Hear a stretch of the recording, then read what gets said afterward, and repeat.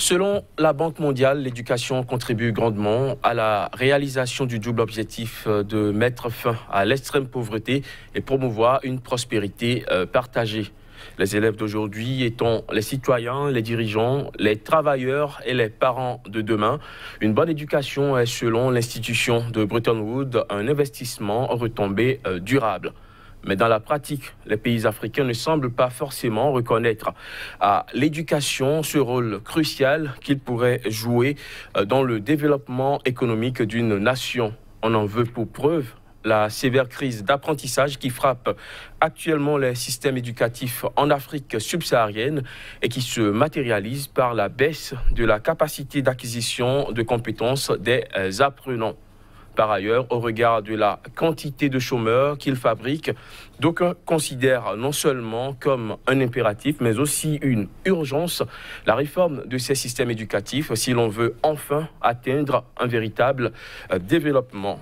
Mais quel type de système éducatif faut-il pour développer l'économie des pays africains? C'est le thème de ce numéro d'Espace Éco. Mesdames, Messieurs, merci de prendre une fois encore le rendez-vous. On revient juste après ceci.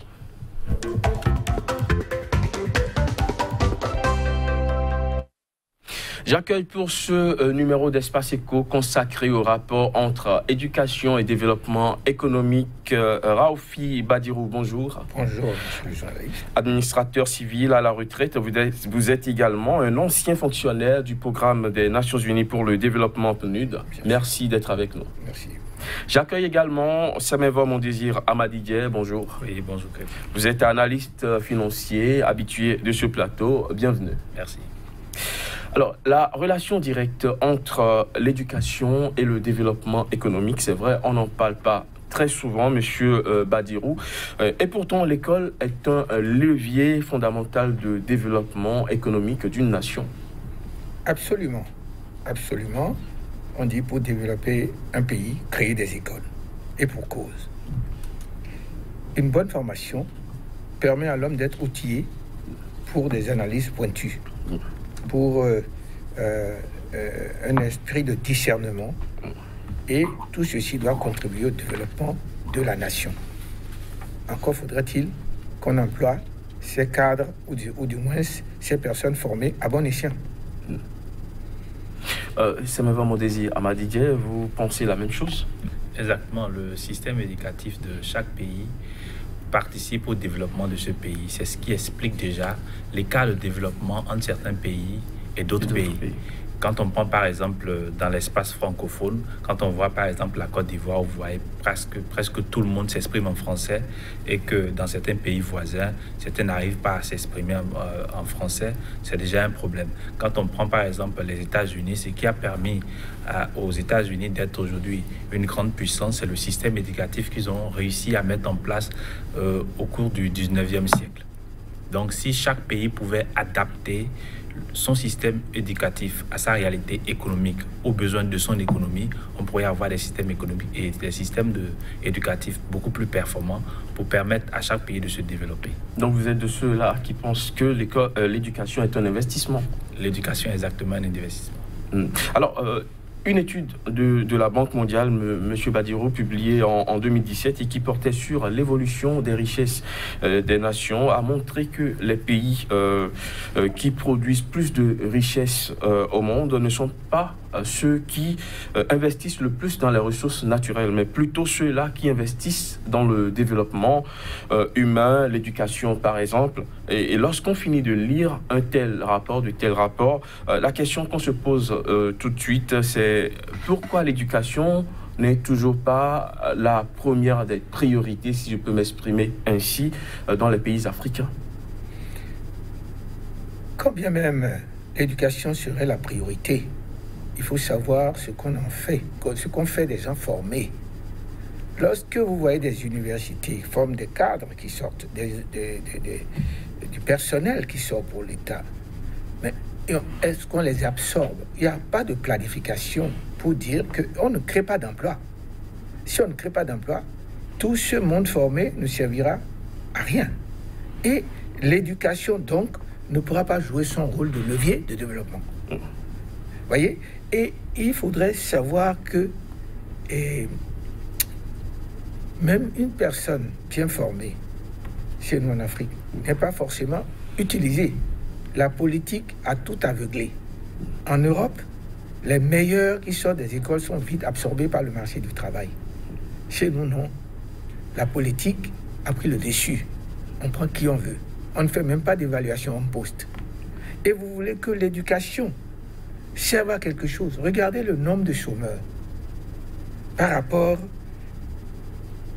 aux personnes formées par les universités. S'il y avait planification, il y aurait création d'emplois et on pourrait absorber autant soit peu des gens formés pour activer l'économie, pour activer le développement. Ce n'est pas le cas. Ce n'est pas du tout le cas. Et je ne dirais pas que... Je suis certain que l'éducation est un levier au développement. Mais si l'éducation ne sert pas à bon escient, ça ne servira à rien. Et c'est ce que nous vivons dans nos pays. Malheureusement, c'est ce que nous vivons. Alors, Semeva, mon désir Amadidier, pourquoi nos dirigeants continuent-ils d'investir plus dans les ressources naturelles plutôt que dans l'éducation, alors que des études et des expériences ont montré partout dans le monde que les pays les plus riches sont ceux-là qui investissent le plus dans le capital humain? Bon, il faut dire que nos dirigeants n'ont pas compris en réalité l'importance de l'éducation dans une nation. Si réellement ils avaient compris l'importance de l'éducation dans une nation, pour une nation, ils auraient mis les capacités, les moyens nécessaires pour développer le système éducatif. Vous allez voir en République du Bénin tout ce qui se passe avec les réformes au niveau du système éducatif, mais qui ne permettent pas de faire sortir toujours des personnes qui ont la capacité de remplir les fonctions, les besoins en matière de capital humain sur le marché de l'emploi. Chaque fois qu'on constate qu'il y a des gens qui sortent des écoles de formation, c'est juste pour redevenir des chômeurs. Et le système politique actuel qui est mis en place dans nos pays africains ne permet pas à ce que les meilleurs soient effectivement absorbés. Donc, ce qui fait que les dirigeants n'ont pas la capacité toujours de soutenir ces petits programmes-là pour permettre aux autres d'évoluer. Donc, chaque fois, ce sont les ressources naturelles parce qu'on s'est dit l'Afrique regorge les ressources naturelles et avec les ressources naturelles, on pourrait se développer. Mais ce qui n'est pas toujours le cas parce qu'il faut des hommes formés pour aller faire des recherches sur les ressources naturelles.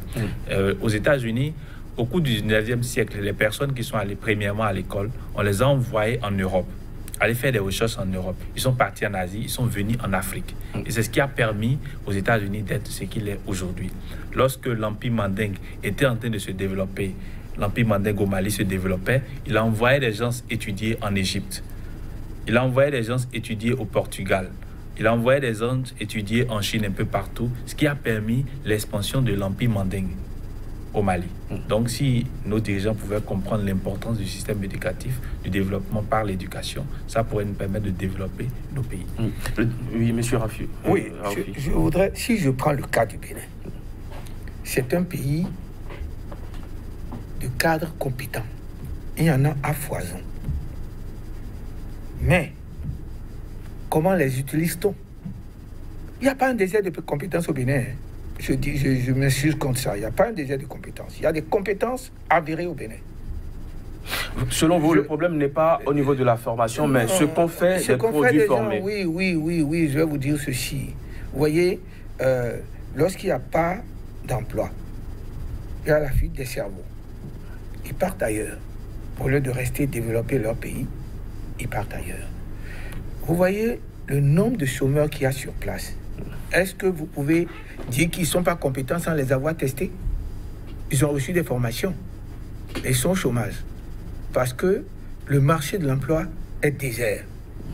Il n'y a rien. On ne crée pas d'emploi. On forme 1000 étudiants qui sortent. À peine 200. Quand je dis 200, c'est trop dire. Seront absorbés par le marché du travail. Et il n'y a pas un critère de qualité pour recruter ces cadres-là que vous avez formés. Comment voulez-vous que l'économie soit boostée?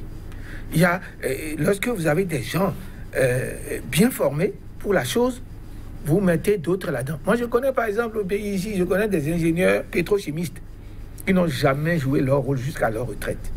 Ils sont garés au ministère de l'Environnement. Ils ont pris leur retraite tranquille. À quoi sert la formation à coût de millions?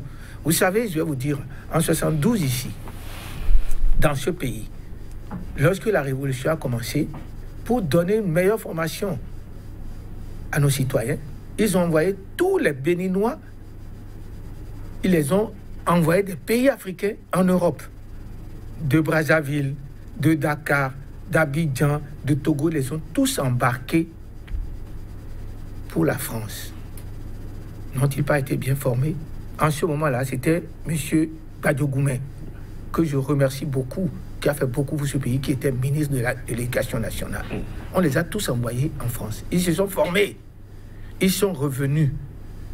Comment les a-t-on utilisés?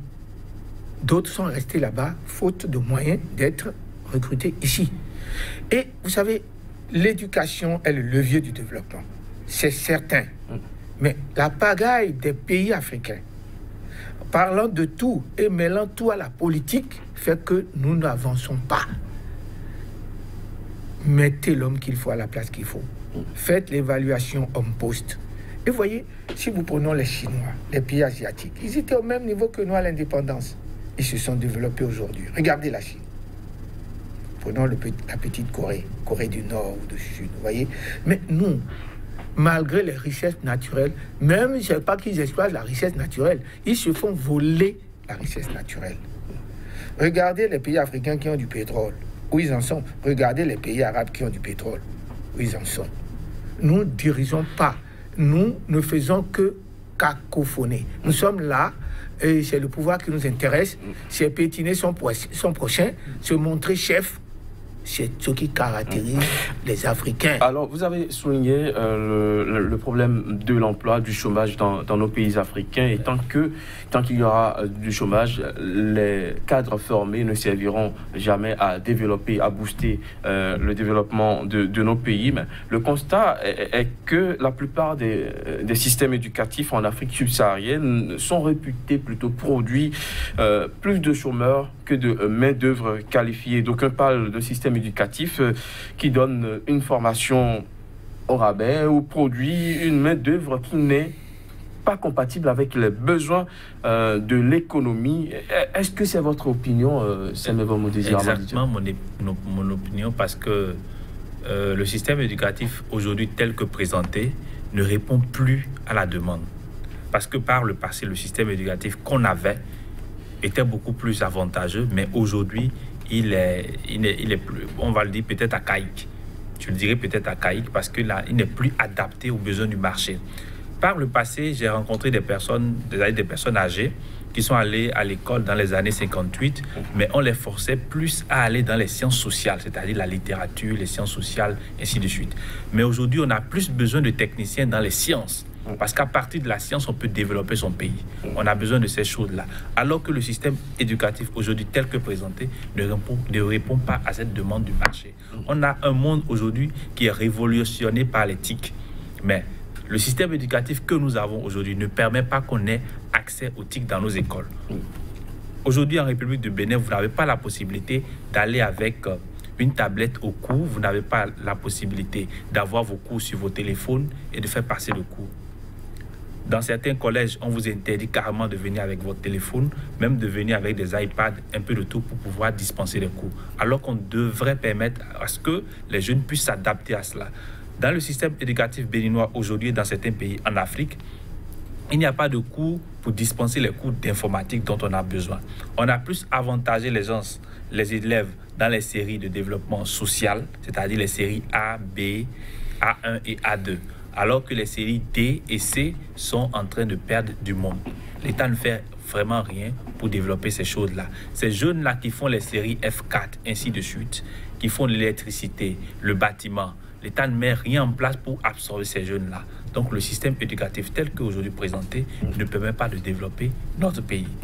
Donc il faut revoir le système, il faut l'adapter aux besoins du marché, il faut l'adapter aux besoins de nos économies pour que notre système éducatif soit aussi attractif. Parce que si on a un système éducatif qui est attractif, les gens peuvent venir du Gabon, de la Côte d'Ivoire, du Mali pour venir étudier ici, ce qui pourra produire aussi des capitaux pour notre pays. Voilà. Oui, je voudrais vous dire que je ne parlerai pas de la formation, du système éducatif. Parce que tout y est. Vous avez vu dans ce pays, on a acheté des machines agricoles. inadaptés. Qui sont ceux qui sont partis acheter ces machines agricoles?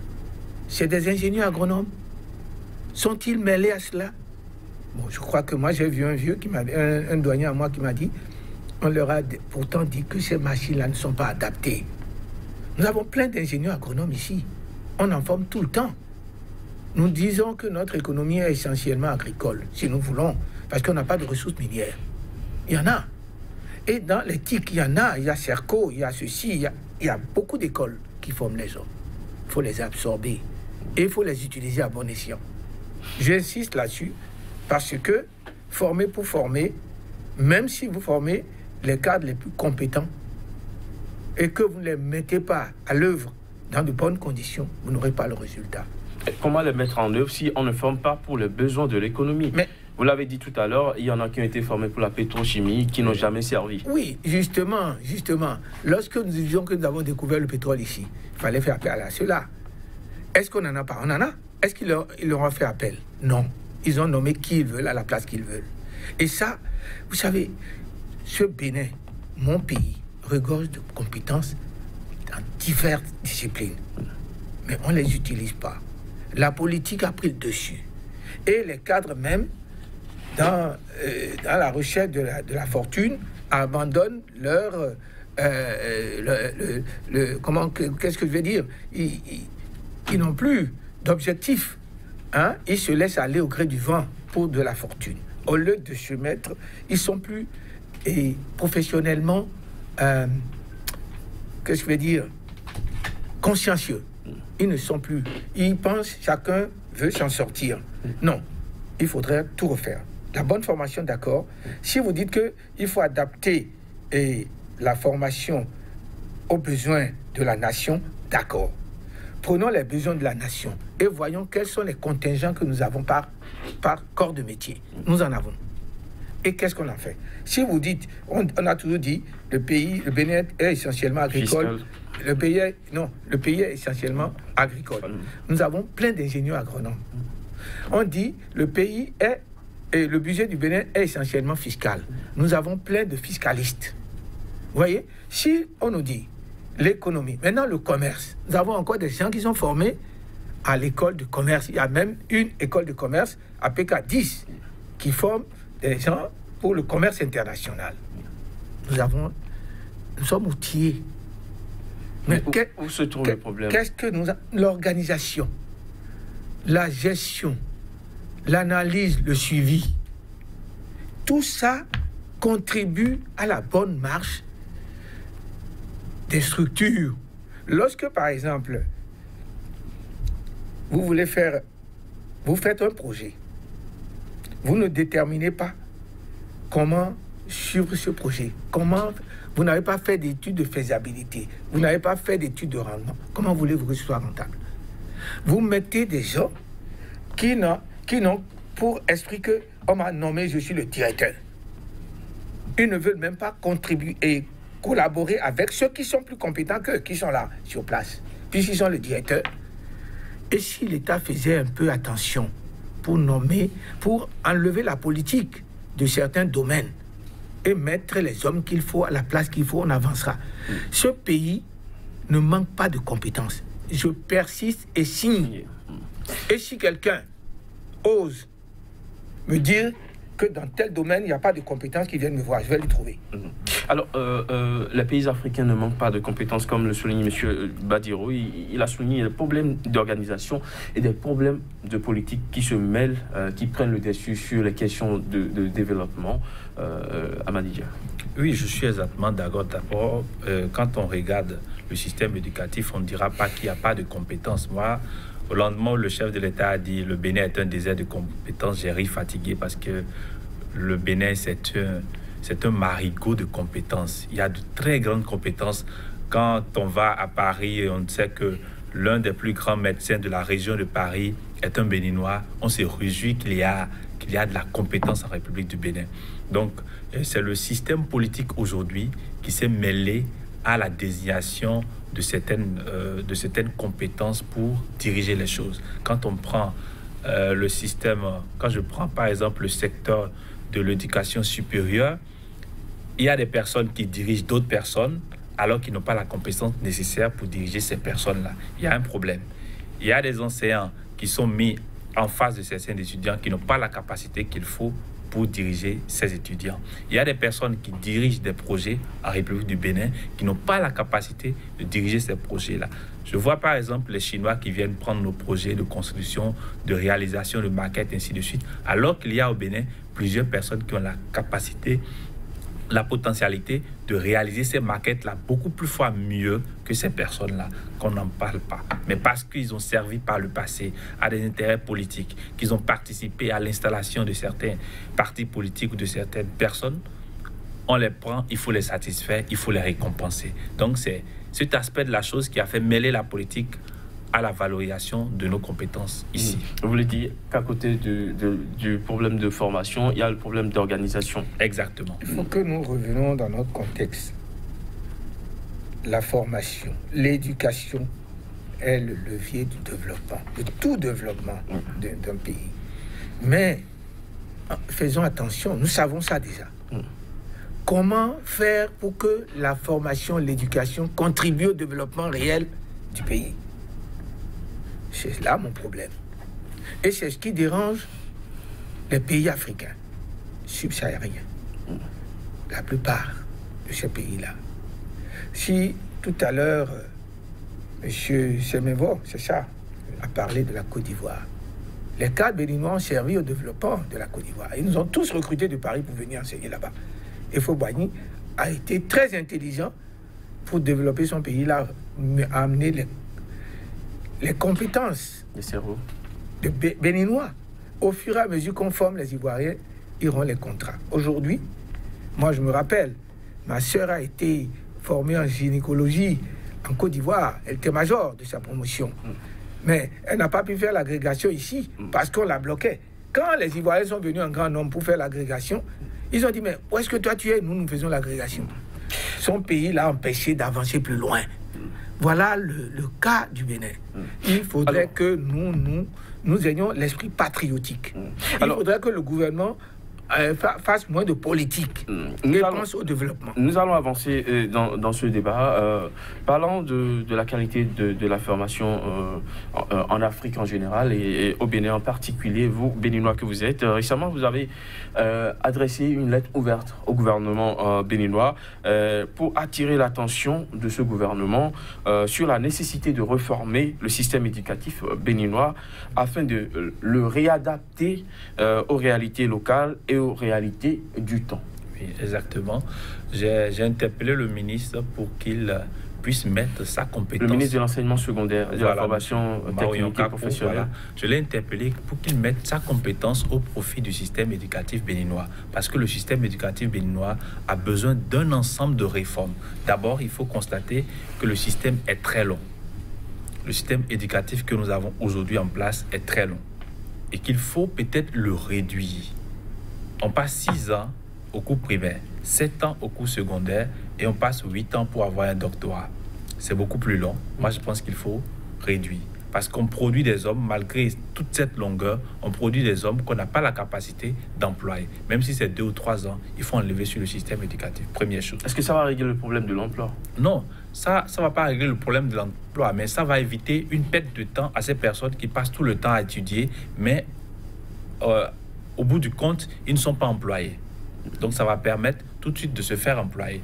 Un second aspect de la chose, c'est que nous passons tout notre temps à l'école.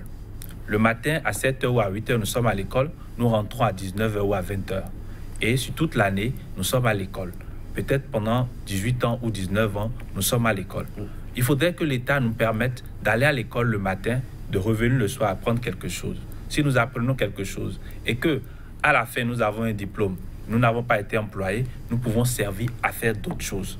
Par exemple, quelqu'un qui a un diplôme en mécanique, mais qui a pris son temps d'apprendre la mécanique au bord de la route, auprès de quelqu'un qui fait de l'artisanat, je crois que s'il n'a pas pu avoir un emploi dans une fabrique d'automobile quelque part, il peut lui-même ouvrir un atelier de mécanicien. Si quelqu'un, une jeune fille qui a eu un diplôme de CEP ou de BPC, qui n'a pas eu les moyens de continuer, peut tout de suite devenir coiffeuse parce qu'elle a pris le temps d'apprendre la coiffure, le soir lorsqu'elle n'a pas été à l'école. Donc, il faut peut-être aller à l'école le matin à 7h, revenir à 14h ou 15h et permettre aux jeunes d'apprendre quelque chose jusqu'avant que le soir ne tombe. À côté du diplôme, avoir une certaine compétence. Oui, monsieur Badiro. Oui, il y a des écoles techniques. Il y a des écoles techniques qui forment les gens au métier immédiat. Électricité, plomberie, maçonnerie, couture, il y a des écoles techniques. Mais le problème, c'est que au Bénin, par exemple, 95% des apprenants sont plutôt dans le système classique et plutôt que d'être dans le système technique et professionnel. Je veux vous dire ceci. Il y a le choix. On a le choix. C'est que beaucoup de gens, beaucoup de Béninois ne veulent pas de petits métiers. Ils veulent plus loin. Sinon, il a tout ce que je dis là dans les lycées techniques.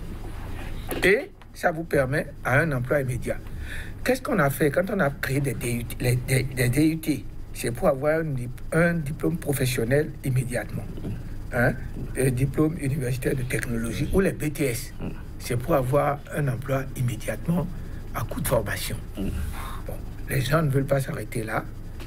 Tant mieux pour eux, tant pis pour la nation. Enfin, je ne sais pas. Mais ce que je voudrais dire, il y a même ce système d'alternance. Alternance, vous étudiez, vous êtes en entreprise, vous étudiez. Il y a ce système éducatif un peu partout. Mais je persiste et signe que tant que les pays africains ne seront pas organisés, planifiés et ayant un suivi régulier, on ne décollera pas. Qu'est-ce que vous mettez dans suivi régulier? Bon.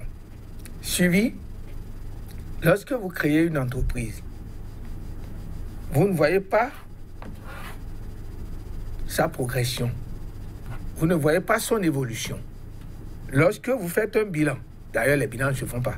Je me suis rappelé quand je suis venu ici en 1979, on nous a tous rassemblés à l'Assemblée et à la présidence. Aucune société ne présentait son bilan. On demande les comptes d'exploitation générale de 3 ans et impossible de fournir. Donc un projet que vous avez, une société que vous avez établie, vous voyez le bilan chaque année. Et vous voyez la progression. Et vous voyez ce qui est goulot d'étranglement, ce qui l'empêche de bien marcher. S'il y a ce suivi-là, vous allez voir que les choses iront mieux. Ils créent des sociétés, ils ne suivent pas. Ils ne savent pas comment ça évolue. L'autre est là seulement, il fait le DG, il a tout ce qu'il faut. En quoi le suivi va régler le problème de chômage? Lorsqu'il y a un suivi, une planification, quand vous êtes dans une société, vous savez que dans cette société, il y a dans 2 ans ou dans 1 an, ceux-ci doivent partir à la retraite. Vous avez déjà programmé, embauché, remplacer ces gens-là qui partent, ou du moins la société s'est agrandie, on doit embaucher plus. Vous devez savoir tout ça. Mais quand la société grandit, vous n'embauchez pas. Finalement, ça va couler. Parce qu'il n'y aura pas le personnel qu'il faut pour accompagner l'évolution de la société. Si je vous comprends mieux, ce que vous voulez dire, c'est qu'il faut faire l'étude du marché de l'emploi et former en fonction de ces études. C'est de cela qu'il est question. Non, pas exactement. Je dis que les formations sont là. Vous voyez, regardez dans la ville, il y a plein de chômeurs. Allez demander quelles sont leurs formations. Vous allez être surpris. Mais il n'y a rien pour les embaucher. Mais les sociétés même, si on ne suit pas l'évolution de la société, comment voulez-vous planifier? Comment voulez-vous embaucher? Vous voyez, une société qui au départ a 10 personnes pour démarrer, et la société était à peut-être 10 millions, mais aujourd'hui, la société a maintenant un capital de 20 millions. Ça veut dire que ça progresse. Est-ce que c'est le même nombre de personnel qui va rester ou bien ils vont augmenter le personnel pour satisfaire l'évolution de la société? Ils ne font aucune planification, il n'y a pas de suivi. Et ça, c'est dommage pour nos... C'est dommage pour nos pays africains. Il y en a partout. Je ne vais pas parler du Bénin seul. C'est nos pays, ils ne planifient rien. Il n'y a pas de suivi. On n'anticipe pas, c'est ce que vous dites. On n'anticipe pas. Planifier, c'est anticiper. Vous voyez, quand vous planifiez, vous voyez déjà, vous prévoyez ce qui va se passer. Vous prévoyez comment accompagner l'essor et l'évolution de votre société. Mais si vous ne faites pas ça, eh bien, vous allez partir d'une progression et à une chute. Je pense qu'il faut suivre l'évolution de la société, comme le disait M. Rao, il faut suivre l'évolution de la société. C'est pourquoi il dit qu'il est nécessaire de réadapter le système éducatif à notre réalité économique. Quand je prends par exemple le chef de l'État qui est en train de mettre assez de moyens dans le domaine de la production de coton, il y a plusieurs jeunes qui sortent des lycées agricoles. Ces jeunes-là qui sortent des lycées agricoles, on aurait pu mettre des moyens à leur disposition pour qu'à leur sortie, ils puissent tout de suite s'auto-employer. Mais aujourd'hui, le système éducatif, le système monétaire ne permet pas de financer ces projets de jeunes-là. Ça n'encourage pas l'entrepreneuriat, c'est ce que vous voulez dire. Voilà, c'est ce que ça fait. Donc, je suppose que vous finissez peut-être 3 ans, vous avez un DEAT dans une école agricole, vous sortez, vous soutenez un projet, l'État vous accompagne financièrement pour que vous puissiez créer quelque chose. Mais si on ne s'adapte pas à ce besoin de la société, on ne peut pas répondre à l'évolution du système éducatif. Parce que si vous vous adaptez à ce besoin de la société, vous allez répondre aux besoins du système éducatif pour accroître le développement économique de nos pays. Donc, il faut que l'État réponde réellement à l'évolution de nos sociétés pour répondre aux besoins du développement économique par l'éducation. Mais justement, est-ce que nos écoles actuellement forment pour l'entrepreneuriat?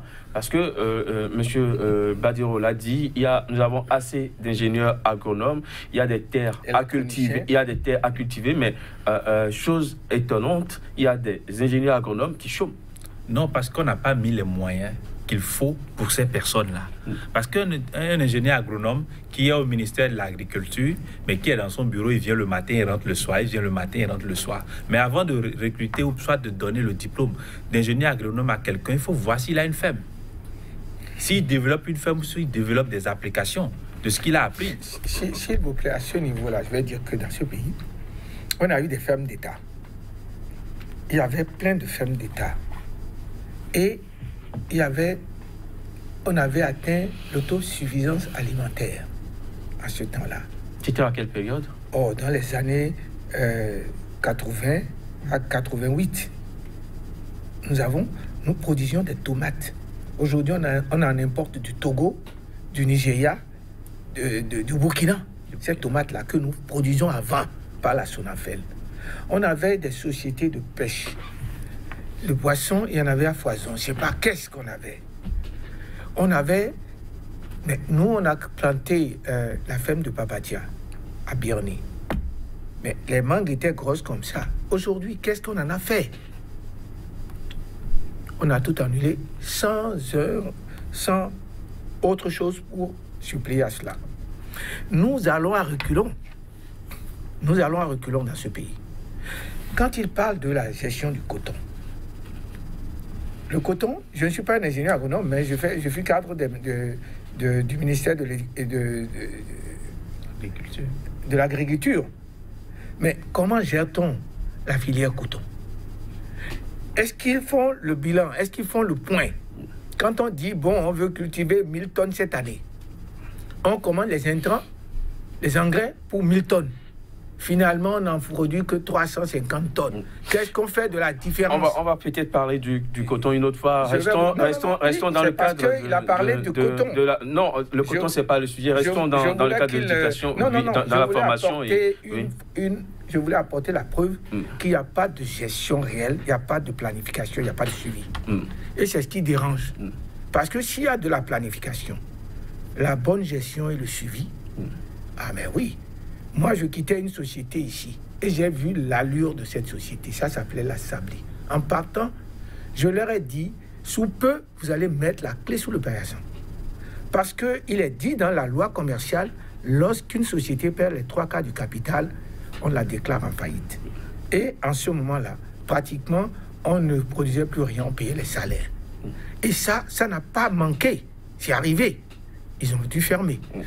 De toutes les façons, il y a des cadres dans presque tous les domaines ici. Électroniciens, agronomes. Je connais un monsieur ici Quand je suis arrivé en France, il m'a pris dans sa voiture, il m'a montré ses chefs-d'œuvre. Le pont de l'Alma, enfin le plan de ceci, le tunnel là, nous avons fait, il faisait le périph' de Paris, périphérie de Paris, ensuite on n'a pas la petite ceinture, la grande périphérie. Il m'a montré tout ça. Mais cet ingénieur-là, quand il est rentré au Bénin, qu'est-ce qu'il a fait? D'abord, il était à la Sobemap, puis ensuite, ailleurs. Mais Zulkif Salami, c'est un ingénieur des ponts et chaussées.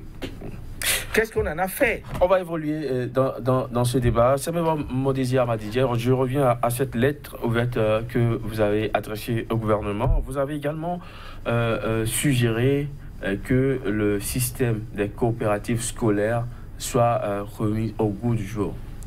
Oui, exactement. Comme le disait M. Raouf tout à l'heure, par le passé, on avait atteint l'autosuffisance alimentaire. On n'importait presque pas l'alimentation des autres pays parce que le gouvernement de la Révolution a fait beaucoup de choses qui n'étaient pas bien, mais il y a beaucoup de choses qu'elle a fait qui étaient de très bonnes choses, notamment la coopérative scolaire, où tout le monde était en train d'accompagner le développement par l'agriculture. On produisait tout ce dont on avait besoin pour notre alimentation. On fournissait même, chacun pouvait rentrer le soir. Ma maman me disait souvent qu'elle rentre souvent le soir avec des œufs, avec de la tomate, un peu de tout. Donc, on peut accompagner la cuisine de la maison. Donc, si on fait la réintroduction de la coopérative scolaire aujourd'hui, on va habituer les jeunes à l'agriculture parce que la plupart des jeunes ne veulent pas retourner à la terre. On les habitue tout de suite à l'agriculture. Maintenant, il faut que beaucoup de nos écoles, c'est-à-dire nos collèges d'enseignement général, là, il faudrait que beaucoup parmi eux se transforment en lycée agricole. C'est-à-dire qu'il faudrait avoir beaucoup de lycées agricoles parce qu'on a besoin aujourd'hui de nous développer par l'agriculture. Et si le Bénin reprend l'activité agricole, le développement économique tant attendu sera amorcé.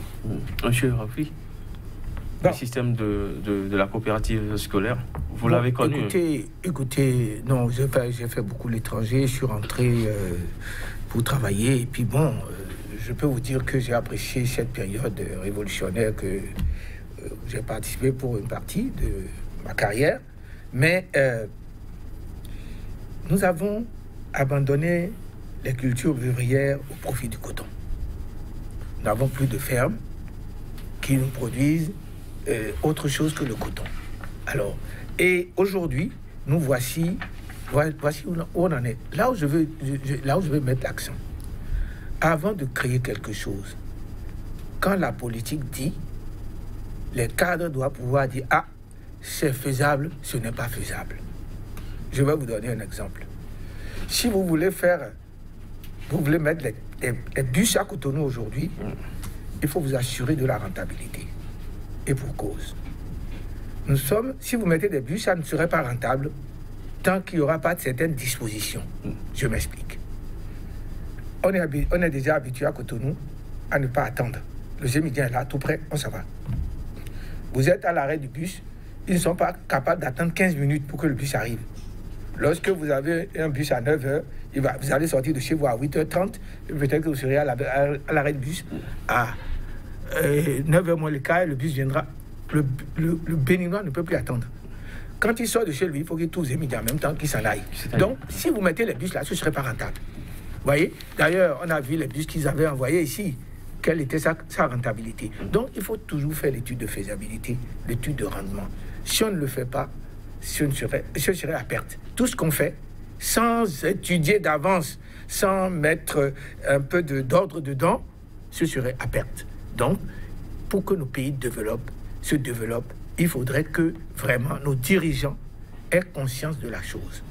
Et ce qui est marrant, c'est que des gens comme nous qui avons eu des opportunités de richesse qui n'en ont pas profité, quand on voit que ceux qui sont foutus plein la gorge, c'est gosiers et qui sont bien à l'aise, on a envie de faire comme eux. Alors, le côté positif, de ce système de coopérative scolaire, c'est que après l'avoir fait, quand à la fin de votre cursus scolaire, vous vous retrouvez au chômage, vous n'aurez pas de mal à retourner à la terre. Exactement, parce que aujourd'hui, avec la coopérative scolaire, vous êtes polyvalent dans le domaine de l'agriculture. Vous pouvez faire l'élevage, vous pouvez faire directement l'agriculture, la transformation ou la production agricole. Vous l'apprenez à l'école. Vous l'apprenez à l'école. Aujourd'hui, avec le projet de cantine scolaire, je suppose, On pourrait partir tout de suite à une coopérative scolaire où c'est ce que vous produisez que vous mangez. Si les élèves produisent ou les apprenants produisent, par exemple, de l'œuf, de la tomate, du maïs, du manioc, mais on va transformer ça en leur cantine directement. On n'aura plus besoin d'investir assez d'argent pour leur cantine scolaire.